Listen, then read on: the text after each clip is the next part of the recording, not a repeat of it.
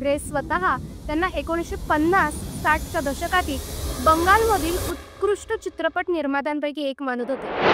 Cinema is the mirror of society असं म्हणत सिनेमातून दिग्दर्शकाचा दृष्टिकोन द्यायची सुरुवात सत्यजित रे आणि मृणाल सेन यांनी केली. पण आता तुम्ही म्हणाल, हे तर दोघंच आहेत. यांच्याबरोबर अजूनही एक नाव चर्चेत होतं. ते कुठे?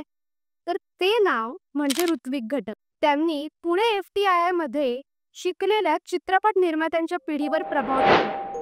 सत्यजित रे आणि मृणाल सेन यांनी जो पॅरलल सिनेमा बंगालमध्ये आणि संपूर्ण भारतात पायनियर केला, या त्रिकुटामधीलच एक होते ऋत्विक घटक.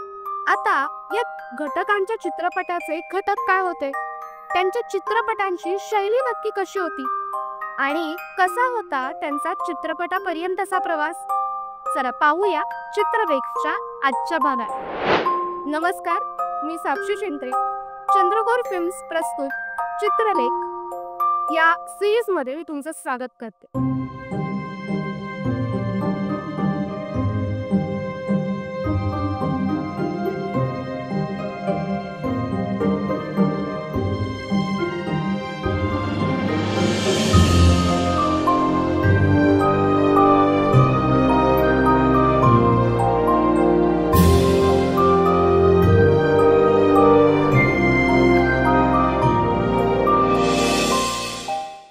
आज आपण जाणून घेणार आहोत ऋत्विक घटक यांच्याविषयी. हे भारतीय चित्रसृष्टीतील एक नाव आहे जे येणारी पिढी कधीही विसरणार नाही. सत्यजित रे, ऋत्विक घटक आणि मृणाल सेन यांचे चित्रपट आणि या तिघांचे सिने क्षेत्रातील योगदान अविस्मरणीय मानले जाते.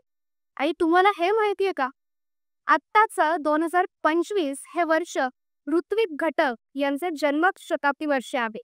त्यामुळे आता त्यांच्याच चित्रपटातील प्रवासाविषयी आपण जाणून घेऊया. ऋत्विक घटक यांचा जन्म 4 नोव्हेंबर 1925 रोजी ढाका जवळील राजशाही शहरातील मियामपाडा येथे झाला. फार कमी लोकांना माहीत असेल की प्रसिद्ध ज्ञानपीठ पुरस्कार विजेत्या लेखिका महाश्वेता देवी या चित्रपट निर्माते ऋत्विक घटक यांच्या भाची होत्या. 1948 मध्ये ऋत्विक घटक देखील IPTA म्हणजे गळनाट्य संघाशी जोडले गेले. ऋत्विक घटक यांनी निमाई घोष दिग्दर्शित 1950च्या छिन्नमूल या बंगाली चित्रपटात पहिल्यांदा काम केलं. या बंगाली चित्रपटाची चर्चा ऐकून प्रसिद्ध रशियन दिग्दर्शक पुडोकवी हा चित्रपट पाहण्यासाठी कलकत्त्याला आले. त्यांनी चित्रपट पाहिला आणि त्यांना तो इतका आवडला की छिन्नमूलचा प्रिन्स घेऊन ते रशियामध्ये गेले. ऋत्विक घटक यांचा दिग्दर्शक म्हणून पहिला बंगाली चित्रपट होता नागरिक. याचं शूटिंग 1952 ते 53च्या आसपास सुरू झालं होतं.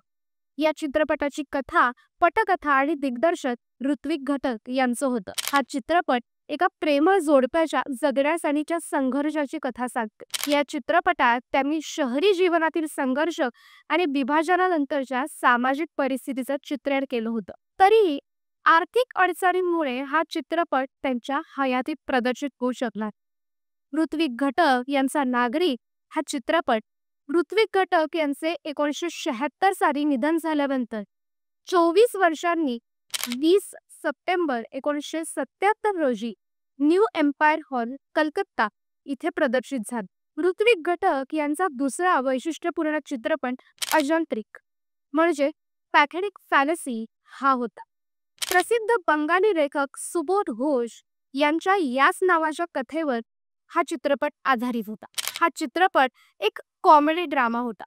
ऋत्विक घटक यांचा हा चित्रपट 1959 साली वेनिस चित्रपट महोत्सवात स्पेशल एंट्री म्हणून दाखवण्यात आला होता. अजंत्रिक या चित्रपटात विमल या टॅक्सी चालकाच्या संघर्षाची कथा आहे.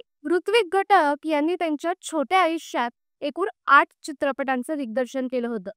त्यामध्ये नागरिक 1952, अजंत्रिक 1958, बारी थे के पारी 1959, मेघे ढाका तारा 1960, कोमल गंधार 1961, सुवर्णरेखा 1962, पिपाश एकती नदी 1973, जुक्ती तक्पो आर गप्पो 1974 या चित्रपटांचा समावेश होतो. त्यांचे काही चित्रपट अपूर्णही राहिले. 1960चा मेघे ढाका तारा हा त्यांच्या कलकत्ता त्रयीतील पहिला चित्रपट आहे. या चित्रपटात विभाजनामुळे झालेल्या वेदना आणि एका कुटुंबाच्या संघर्षाची कथा दाखवण्यात आली. 1961चा कोमल गंधा हा त्यांच्या त्रयीतील दुसरा चित्रपट. या चित्रपटात त्यांनी रंगभूमीवरील 2 नाट्य संस्थांच्या एकत्रीकरणाच्या प्रयत्नांद्वारे सामाजिक आणि सांस्कृतिक विभाजनाचे चित्रण केलंय.